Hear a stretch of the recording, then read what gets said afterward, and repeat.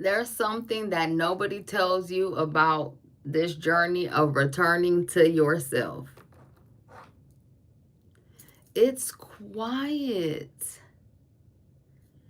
You think it's gonna be loud, some dramatic breakthrough moment, but most of it is solitude, ego deaths. Most of it is choosing not to run. You see this space here?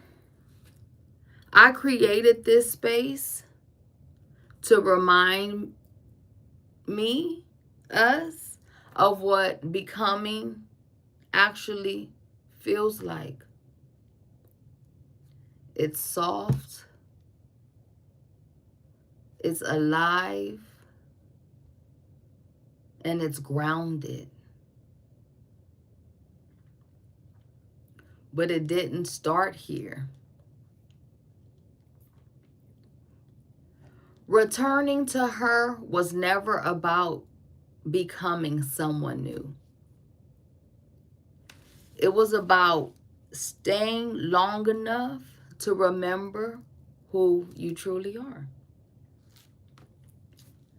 There was moments when I wanted to leave the solitude, the silence, the discomfort, the ego deaths.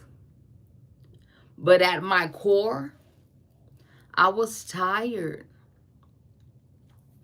I was tired of the chaos, of the inconsistency, of the lack thereof,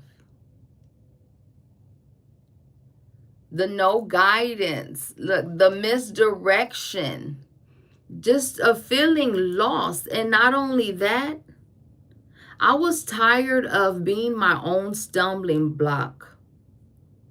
I came to the realization that I was standing in my own way. I had become my own hindrance. So it was at that moment that I realized if I ran back to comfort, if I reverted every time things got uncomfortable or looked or felt unfamiliar, I would continue returning to that life over and over and over again. And personally, for me, that was not an option. So I stayed. I stayed through the collapse of the old version of myself, through the loneliness of choosing better. Because one thing I know for sure is that when you decide to change, there's going to come a time where you look around and realize nothing or no one is changing with you. That's an uncomfortable place to be in, especially when you've been in that place all your life, right? So I also stayed through that space where nothing was certain. This is where your faith comes in.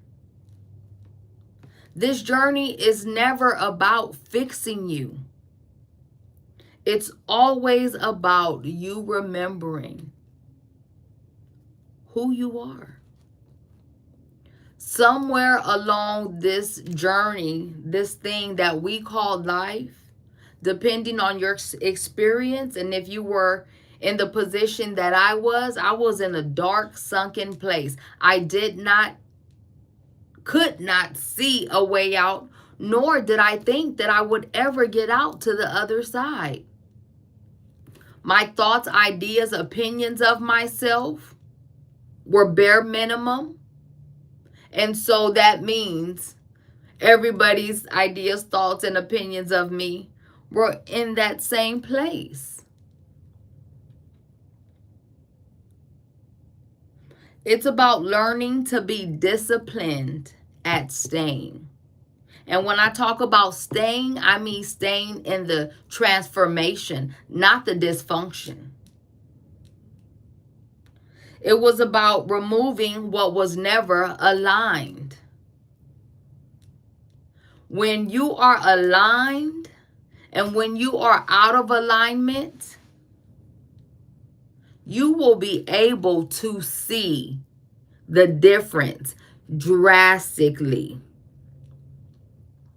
Once you begin to cultivate this space of staying, you will begin to understand alignment. Not only will you begin to understand alignment, you will begin to position yourself for alignment. This is not an easy journey. There's no instant gratification. There are no great big overnight. This is why I will tell you time and time and time again to trust your process. Don't rush through this. There was a beautiful version of yourself waiting for you on the other side. She's been ready to receive you. And she's been preparing a place for you to come to when you arrive. There's no set amount of time. You are going to be doing this the rest of your life. You are seeking, you are moving towards integration. And once you integrate with your higher self, well then, this becomes a lifestyle. This has by far been the most beautiful journey that I have ever voyaged, okay? Not only that, watching yourself become, watching yourself transition, watching your mindset change, your heart and your soul space change, watching you prioritize yourself, watching you discover your worth and walk into your purpose is one of the most beautiful journeys that you will ever take. If this if this series has resonated with you, stay close because we're going to be going deeper. And I want you to keep in mind that becoming doesn't require force. All it requires is staying power. If I can do this, I absolutely know that you can. And I look so forward to seeing you on the other side.